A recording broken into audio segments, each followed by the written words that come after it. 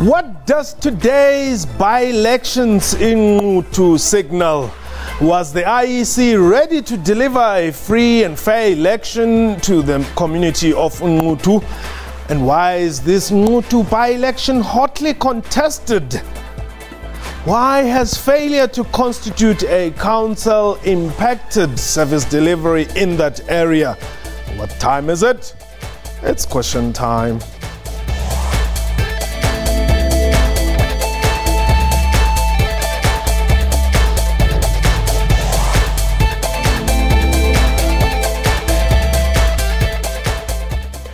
Khotsong, and welcome to the show. My name is Nquthu. The much-awaited by-election in the northern part of KwaZulu-Natal municipality of Nquthu started with special votes for the elderly and people with disability yesterday. The poll continued with today's by-election, where several political parties are scrambling for votes. Described as a fiercely contested by-election, political heavyweights descended on the area over the weekend to woo voters. Nquthu is the only municipality in the country yet to elect a mayor and speaker. Following last year's local government elections, 6 council meetings to constitute the 33-seat council ended in a deadlock. This resulted in a decision by the Department of Co-operative Governance and Traditional Affairs in the province to dissolve the municipality in February this year. For its part, the IEC says it has done all in its power to ensure a free and fair by-election. But what does this by-election hold for the people of Nquthu? We are live, and therefore you can call us and air your views. The numbers to dial 011-714-6842, or tweet us your comments. The numbers or the handle at QuestionTime24. My guest today, Sy Mamabolo, is the acting chief executive officer of the Independent Electoral Commission. Professor Susan Booysen is a political analyst from the Wits University. And joining us from Nquthu is Lennox Mabaso, who is the spokesperson of the Department of Co-operative Governance and Traditional Affairs in KwaZulu-Natal. However, we have our reporter there who is going to just give us a breakdown of what has been happening. Simba, let me welcome you to the show. Just give us a rundown. There's loud music already.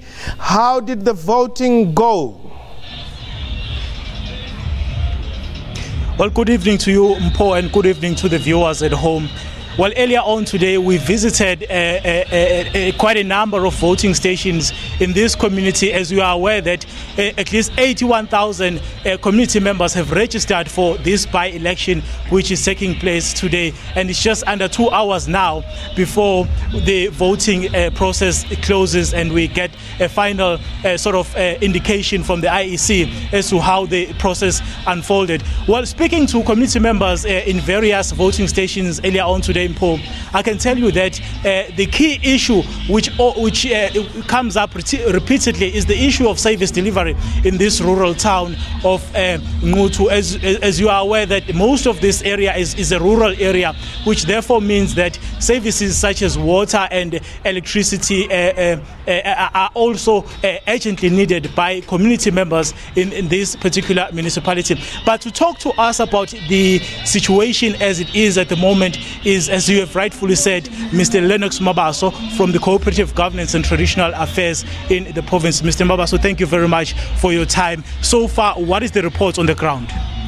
Well, indeed, I can indicate to you that the MEC for Kokta, MEC Nquthu Benqube, is very excited in the manner in which the elections have progressed so far, the by-elections here in Nquthu. We have seen here the Premier of the province of KwaZulu-Natal, Honorable Nquthu, leading a high-level delegation of MECs who were assessing the situation. So what we have seen here is democracy at work. People have been very excited and very enthusiastic.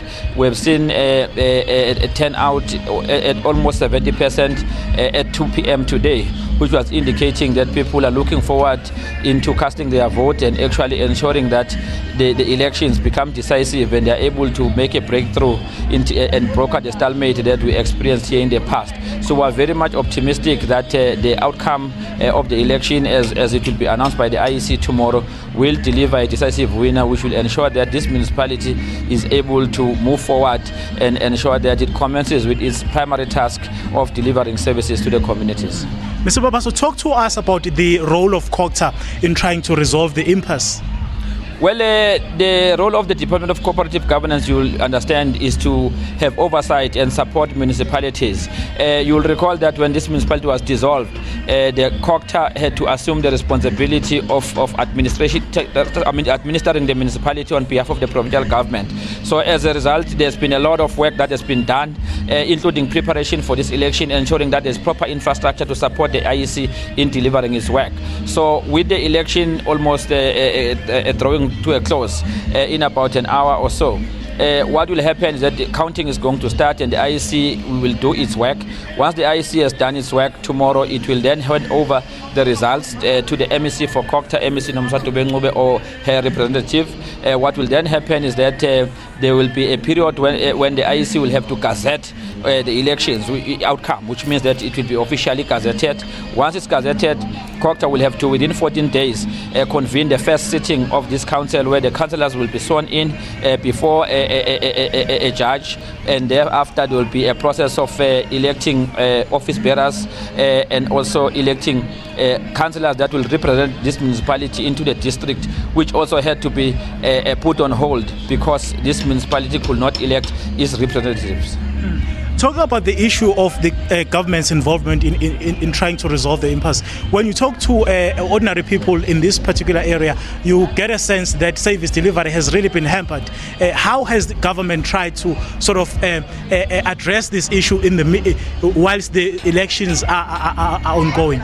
Well, that's precisely the reason why the provincial government, before the Honourable Premier Nquthu, took this extraordinary decision of dissolving this municipality in the first place, because on 7 occasions councillors were involved in political theatre and political infighting, which was derailing the election of councillors that will go and work and serve the communities. So as you will know, South African law does not allow for a vacuum, so the provincial government had to take over. In the period that the government took over between February to date, you have seen that this municipality has been a construction site.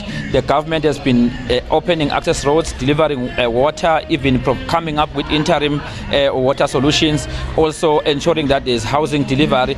We have set a good precedent and a good template that these councillors that will come in will have to emulate. So it's indeed a good precedent that has been set, and we believe that when the councillors come in, they are actually going to ensure that the momentum is sustained and we are able to catch up in terms of the time that was lost.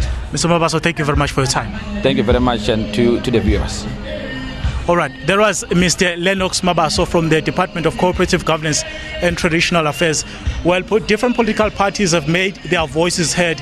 Now it is time for the residents of this area to make their voices heard, and we will certainly hear the outcome of these elections tomorrow morning at 10 a.m. It's back to you, Mpho. Thank you very much. There's Mpiwe coming to us live from Nquthu in KwaZulu-Natal, where you would remember that there was no mayor, actually, ever since last year, since the elections. They couldn't come up with an admissible candidate. They were voting different ways all the time. But we're taking your calls, 011-714-6842, and we continue this discussion. Kolo, let me welcome you to the show. This is unprecedented. Not quite. We've had a number of cases before, not many. Yeah. A very extraordinary measure. We've had the Ngaka Mudiri Mulema District Council that was dissolved in the last term. Yeah. And we had to have similar elections. We had a similar case in the Eastern Cape in the last term again. But it's an unusual measure because it's extraordinary. Yeah. Now, as the IEC, where do you say we have done our part? Thank you very much. We are out. Because indeed, you were no longer involved. I mean, you run the elections, whether they are a tie or not. That's none of your business. we must return a result and declare people elected. And at the first council meeting, we have to elect the representatives of the local council into the district council. After that business is concluded, then we go out. Then it's for the municipal manager to then convene an election for the mayor, the speaker first, and the mayor of council. Now we know that in this case, that business was not done. Muriel, you're in Mpumalanga. Welcome. Muriel? Muriel? Hello. Yes, welcome. Yeah, I just have a question there. Okay, go ahead. Yeah, this political intolerance and political battles, seemingly it's hampering the economy. Also, the people on the ground are suffering. So what is it that could be done maybe to make the situation better? Muriel, thank you very much for that call. Prof, let me bring you in. Indeed, KwaZulu-Natal has seen a lot of political intolerance, assassinations, killings. Actually, today, there was another confirmation that another senior leader in Nquthu was also assassinated or killed. It does, I guess, go to political intolerance to some extent? It is definitely political intolerance, and given the current complications in our politics and the fact that KwaZulu-Natal is quite divided between different factions of the ANC, and we are at the height of a presidential contestation for leadership of the ANC, and this all is reflected on the ground in the province, and that adds another dimension. That means different factions of the ANC are also meting out informal justice against one another here and there and there, and of course, we've seen that in other provinces in previous elections too. In a run-up to Mangaung, there was a lot of that in the Free State and in Northwest and so on. But yes, but turning back to explicit party politics, KwaZulu-Natal and this election is very important. It offers indications as in national trends and possible provincial trends. Nationally, whether the ANC, to what extent the ANC can move past the fact that it is involved in a pretty hectic campaign for the presidency of his own party, and whether they can, amidst that contest, show that service delivery and government can go ahead. And in the province itself, the big task, their challenge, is between the ANC and the EFF. They have been ding-donging quite a bit in the last few elections. And of course, in 2011, it was the NFP that was a new kid on the block. And they got a good 16% of the vote there, taking away from the IFP and putting that municipality within reach of the ANC. Now the ANC, they did not win. Narrowly did not get a majority, but they did not get a majority in August last year. And now the big challenge is for them, despite all the turmoil and problems in their own succession races and internal politics, trying to show that they can actually win a municipality like that. For the IFP is to show that they continue the slight resurgence that they had seen in the previous election, given that the NFP had started collapsing. So there's a lot at stake, especially for the IFP and ANC. Thandiwe, you are in Alexander. Welcome. Thandiwe? Okay, Thandiwe is not there. All right. We're going to take a quick break. When we return, we'll continue our discussion. Perhaps you are in the area of KwaZulu-Natal or Nquthu in particular. Please do give us a call, 011-714-6842. Let's hear from you. How did the voting go, and what are your expectations out of this? It was indeed a fiercely contested one. But this is question time. We shall return shortly.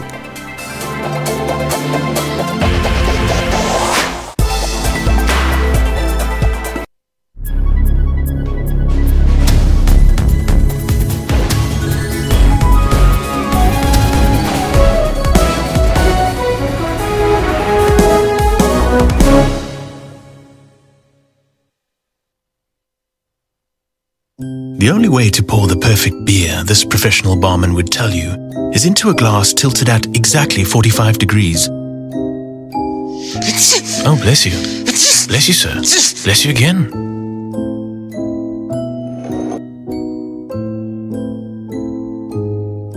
Well, we'd say the perfect way to pour a beer is at this angle, straight into your mouth. Get a 12-pack of Line Lager 500ml cans for $92.99 from Tops at Spar.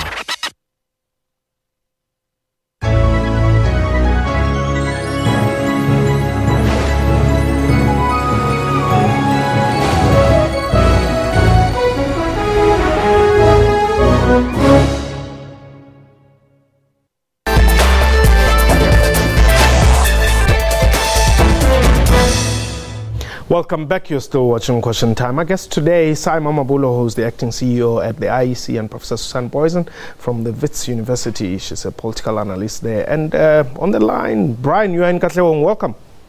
Hi, how are you, Mpo? I'm well, thanks, Brian. No, I'm great. Yeah. Mpo, I think now I'm going to be clear, my brother. Yes. Things that are happening now is because people are unemployed. Now they've decided to use politics as a quick money making machine. You understand? People they think that if they join any political party, they are going to make a quick cash. That's the reason why there are a lot of killings that are happening now. Oh, okay. I just want to be brief, my brother. Most of the people who join political organization, they do that because they want to make themselves rich. That's simple. They are not into politics because they want to serve the community and they want to make the life of the community better. Simple as that. Brian, I get your point.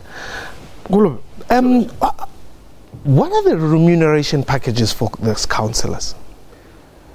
Those are determined by the Commission for the Remuneration of Representatives. Okay. But then the MEC for local government in each province would have to determine grading a municipality, how much they have to get.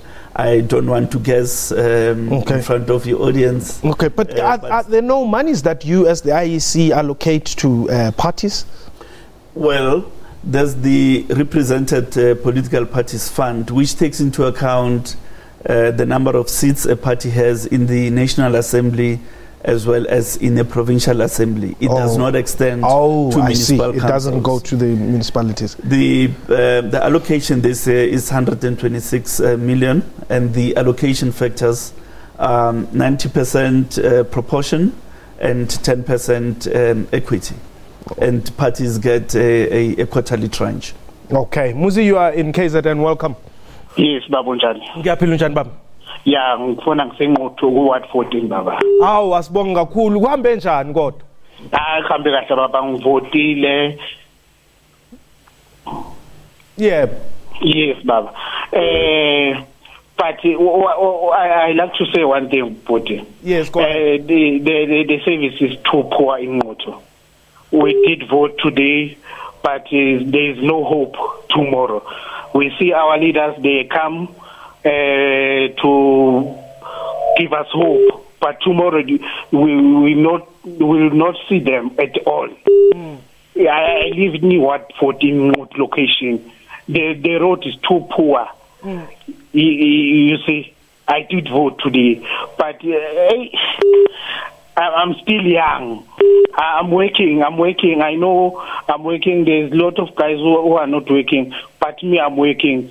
But the service is too poor, man. If the part that will win today can bring the service delivered to the people truly, and then maybe the things will change. Mostly, thank you very much for that, Prof. This is a common view that is expressed, nationally. I mean, we saw all the big guns descend over the weekend, which means, yes, politically, it could be a very strategic area to capture. Excuse the pun, but at the same time, if somebody like Muzi says, you know what, I voted, but I'm not so hopeful, then it means it's just for compliance.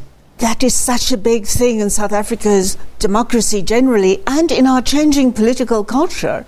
You know, South Africans for quite a few years after 1994 really always had this great hope that the next vote is really going to make the difference, affirm our loyalty to this party, or get another party to perform better for us.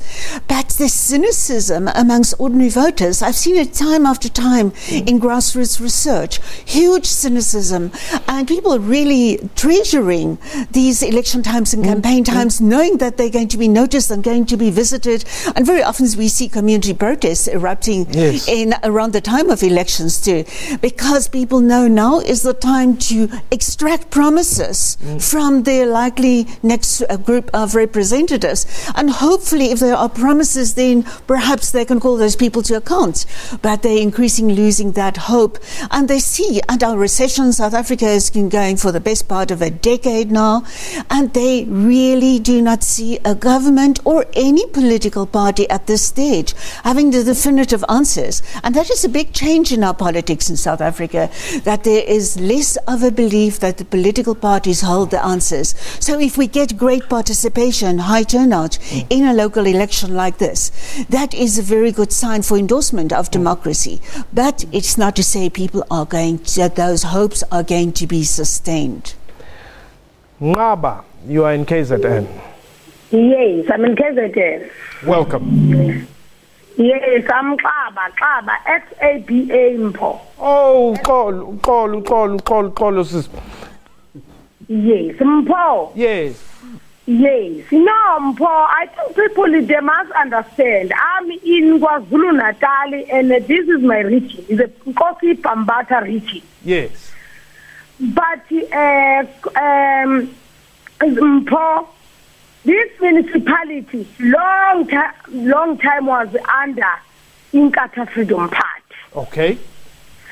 So, now people, when they are, because they are busy crying about services, yes. Remember, even in Parliament, if you can see the TV, people, they were saying, Inkatha, he was claiming that he's having a good, clean audit, while they did not give people services on the ground. They just put the money out at the corner there. When there is an auditor come, they just give the money back to Parliament. People, they are not getting. These people, they've been voted ISP for the long time.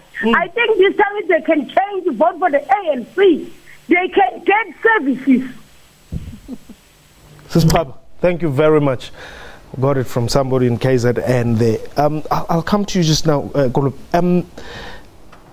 The service provision is always a problem, and she's raising something very critical here, that those municipalities that have been getting clean audits, is it because they used the money accordingly and in a very responsible manner, or did they not use the money and therefore indeed, you will get a clean audit because you didn't use the money?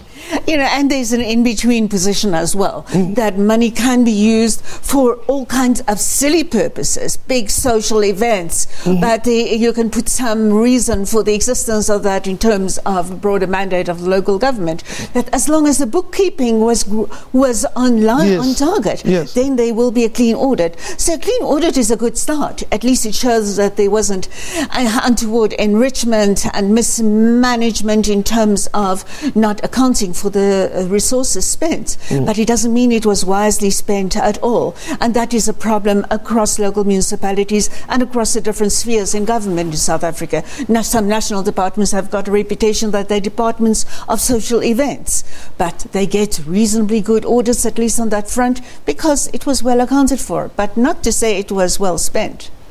Kulubi, did the campaigning go on smoothly without incidents to a point where we could say credible, free and fair elections, an environment for credible, free and fair elections was really there in KZN?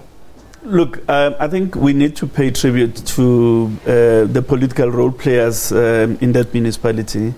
They have demonstrated, in my view, market improvement in terms of how the campaign was conducted. There's one incident where a leader of the ANC was killed, but that appear from the reports that we're receiving from the police that is related to a family feud and not a political killing, as it were. So generally, given where we're coming from in that province, we have had a relatively tolerant political campaign. We have another hour or so to go. If the processes hold, we should have the possibility to declare a free and fair election. Do you have, well, I guess you probably may not have as yet, but the turnout? The turnout, our projection at this point is something between 50 and 60%. Is that enough? In a by-election, it's not enough. But given where we trend normally in a by-election, this will be a good performance. What would be your message to the winner?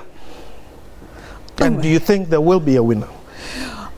You know, that is such a touch-and-go situation, also because of turnout, and then so many more political parties are contesting this time. Last time it was something like 5, this time about 15.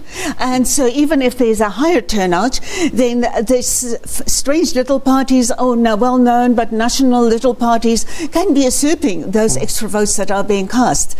And it's not necessarily so that those votes will be going towards getting an outright winner.